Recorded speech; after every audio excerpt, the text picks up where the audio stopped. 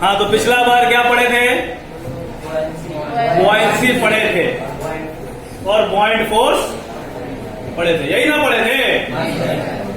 और ये जानकारी लाए थे कि भाई बॉइंट फोर्स जो है वो तब लगेगा जब किसी बॉडी को फ्लूइड में, पानी में, पेट्रोल में, डीजल में, जिसमें भी हवा में, उसमें इमर्स कराएंगे, उसमें फ्लूइड में इमर्स कराएंगे तो फ्लूइड एक अपवर्ड फोर्स लगाएगा और उस अपवर्ड फोर्स को क्या कहेंगे? बॉइंट फोर्स। और उस पूरे टेंडेंसी को क्या कहेंगे? बुआयंसी। यही पढ़े थे हम लोग। उसमें ये जाने थे हम लोग कि जब भी कोई बॉडी को डुबोया जाता है तो उसकी किस्मत की वो डूब जाएगी, नहीं डूबे, है ना, वो उसकी किस्मत। ठीक है, कोई दिक्कत? अब इसके ऊपर एक महान आत्मा थे आर्किमिडीज। मतलब ये लोग क्या सोचते थे, बहुत ब्रिलियंट साइंटिस्ट हुआ करते थे उस जमाने में। आज के जमाने में साइंटिस्ट बनना मुश्किल है। पहले से ही बचपन से लोग जो है टैलेंटेड होते थे। अल्बर्ट आइंस्टाइन की स्टोरी तुम सुनोगे, ठीक है, गैलीलियो गैलीली की स्टोरी तुम सुनोगे, तो सबका स्टोरी तुम सुनोगे तो लोग बचपन से इंटेलिजेंट, मतलब, और दिमाग भी ऐसा लगाया है इन लोगों ने कि 400 साल पहले कुछ बात बोला जो अभी तक चल। हम लोग तो इतना बातचीत करते, कल क्या बात किया आज भुला गए।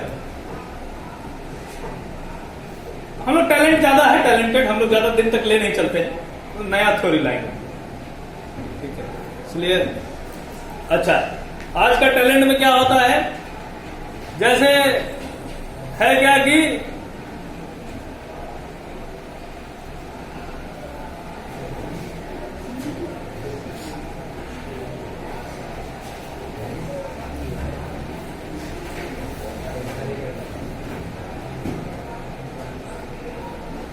तो उस जमाना में जितने लोग हुआ आए हैं बहुत ब्रिलियंट हुआ। आज के जमाना में हम लोग क्या है कि फिजिक्स पढ़ के अगर तू न्यूमेरिकल सॉल्व कर लिए तो फिर तो हम लोग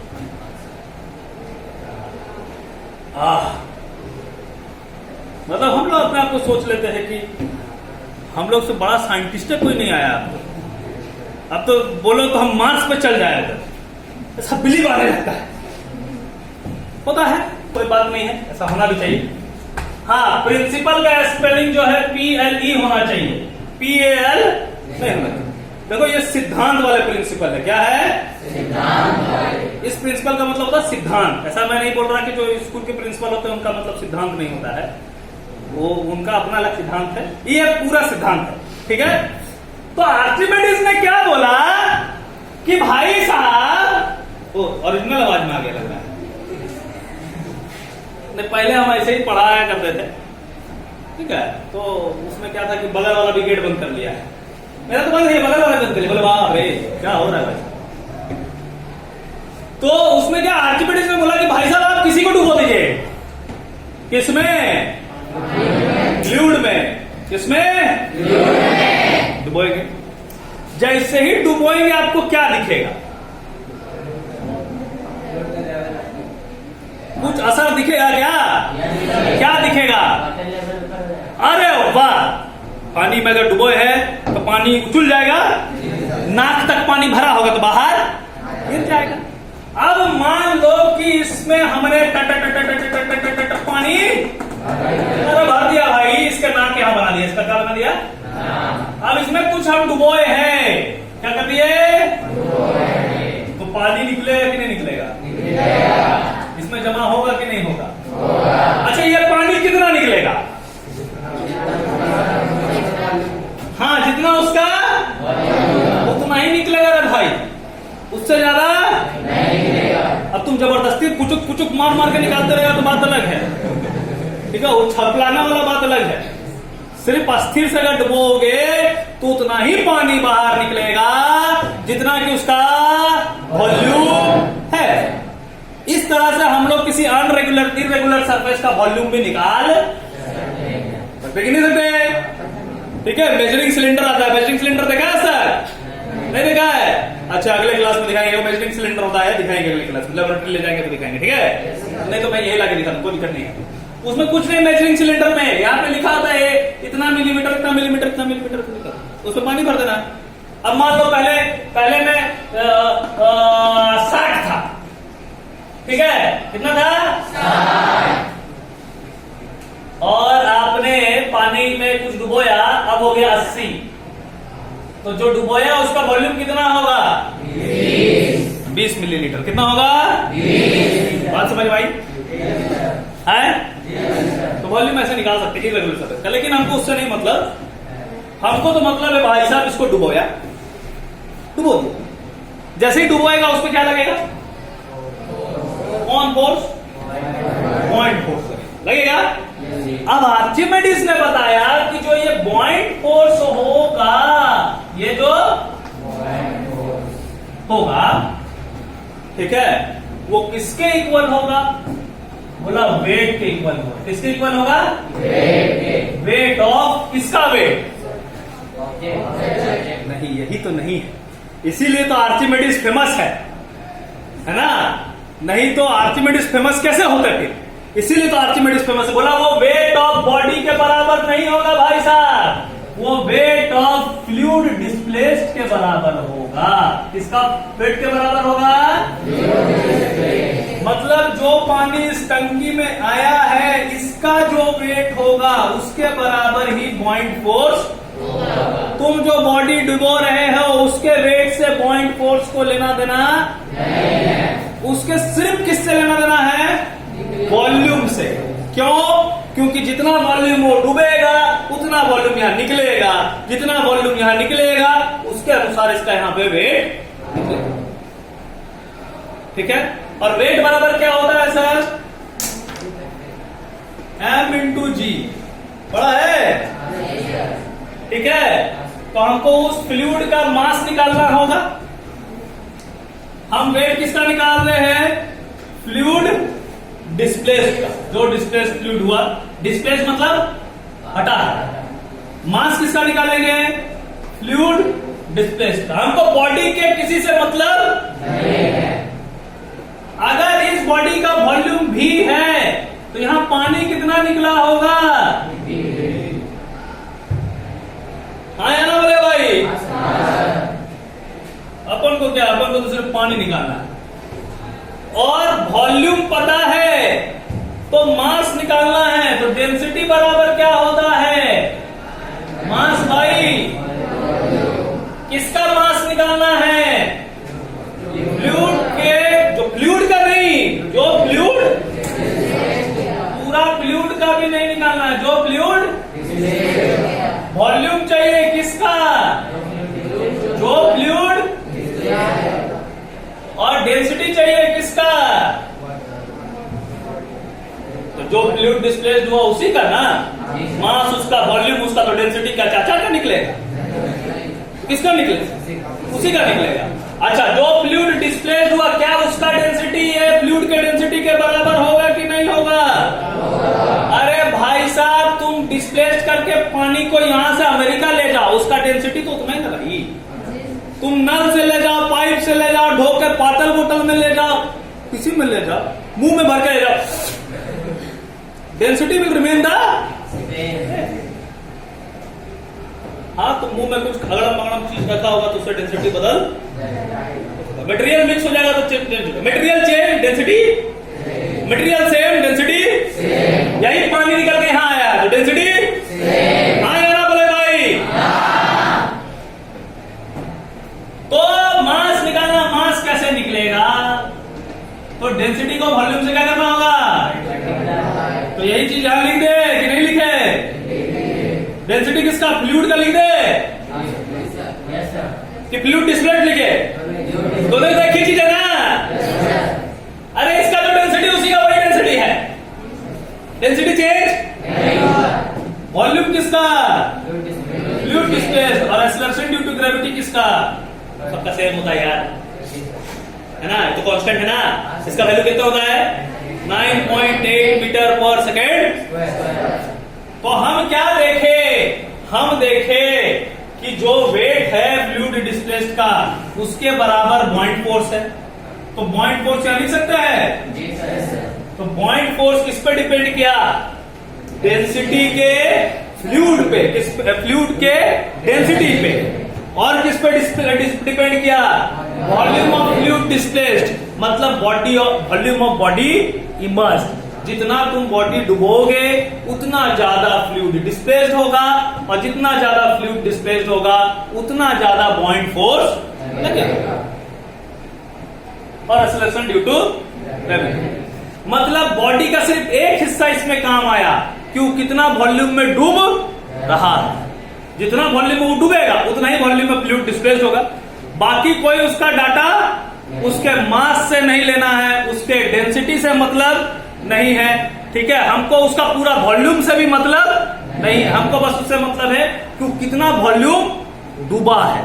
जितना वॉल्यूम डूबेगा उतना ही फ्लूइड डिस्प्लेस्ड होगा, ठीक है, और उतना ही पॉइंट फोर्स लगेगा, ठीक है। तो इसीलिए ये भी टीचर पे डिपेंडेंट है। ऐसा भी टीचर स्टूडेंट का रिलेशन हो सकता है। मैंने पहले बताया था बॉयंसी पढ़ाने से समय ही कि बॉयंसी एक टीचर स्टूडेंट का रिलेशन है, ठीक है।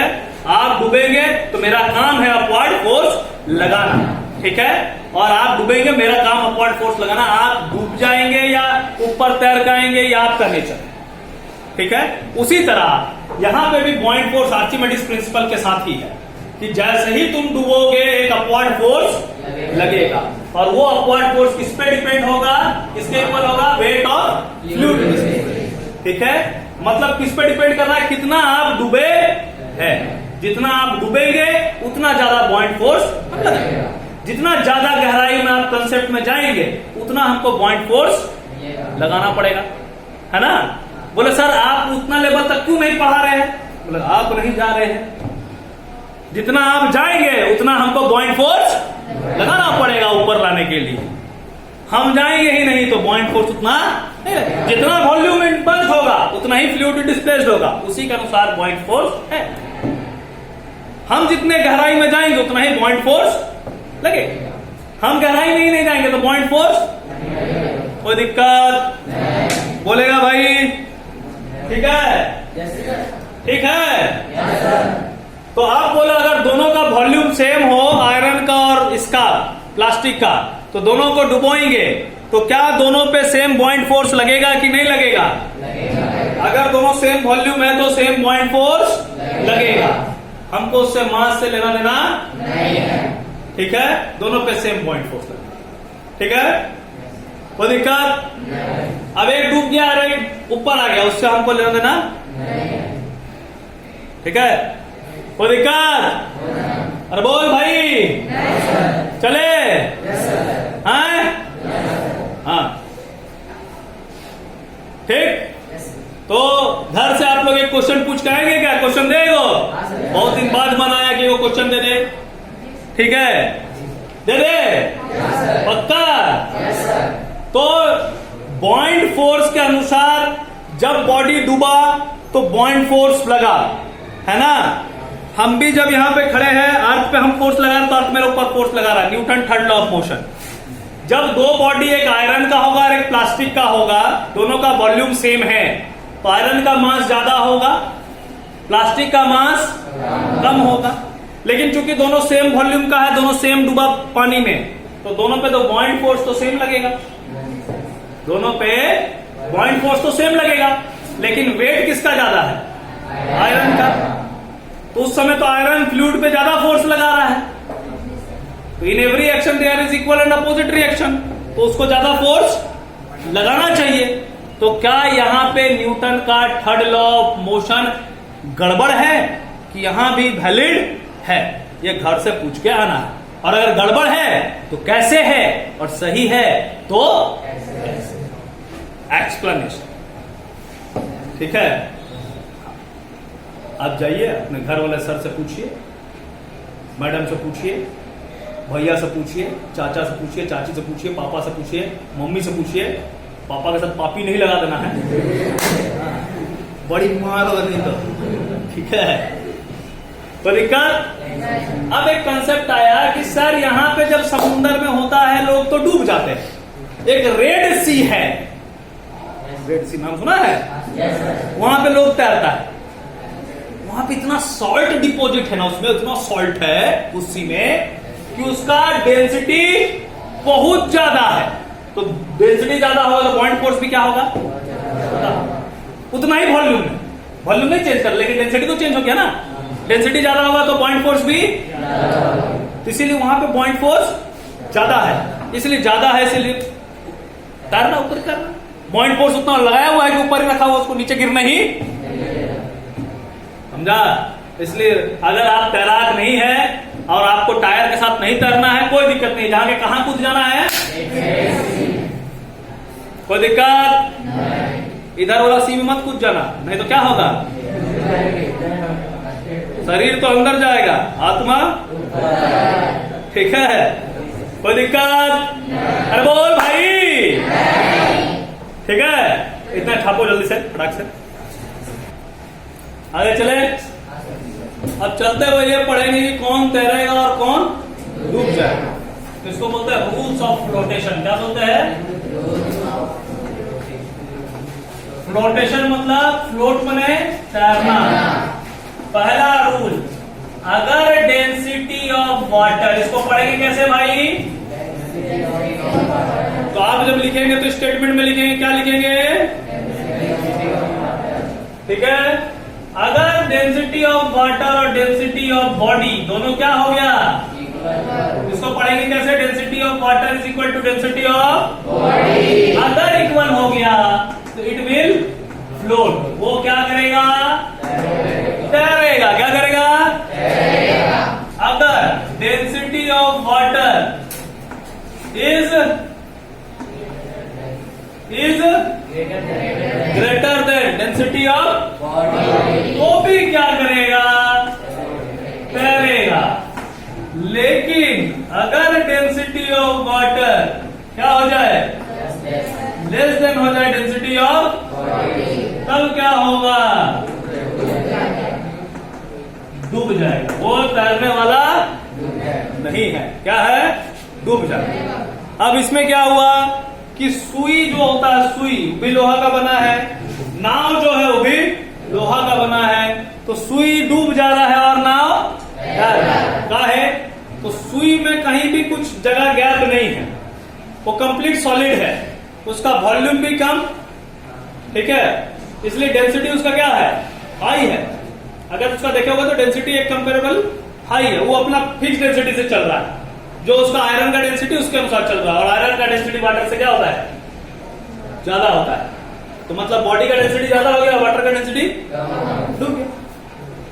लेकिन नाव उसी आयरन से बना है, लेकिन उसको चपटा कर करके चदरा बना करके उसके बीच में गैप छोड़े हुए हम लोग, छोड़े हुए है ना, उस गैप में क्या है? हवा।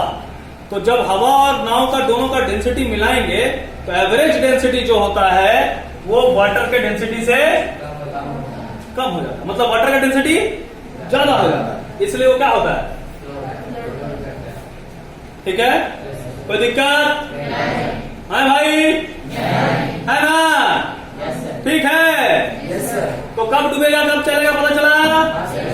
हाँ, जो भारी वो नीचे, जो हल्का वो, जिसका डेंसिटी ज्यादा वो नीचे, जिसका डेंसिटी कम वो, कोई दिक्कत आया ना? नहीं। हाँ, बाकी आप प्रैक्टिकल घर में जाके, ठीक है, कोई दिक्कत?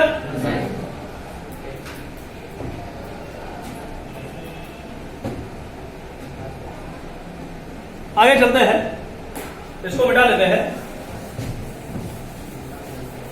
आगे चलते हैं। आगे क्या है? एक टर्म है रिलेटिव डेंसिटी। क्या है? और क्यों रिलेटिव डेंसिटी टर्म बनाया गया? Relative density,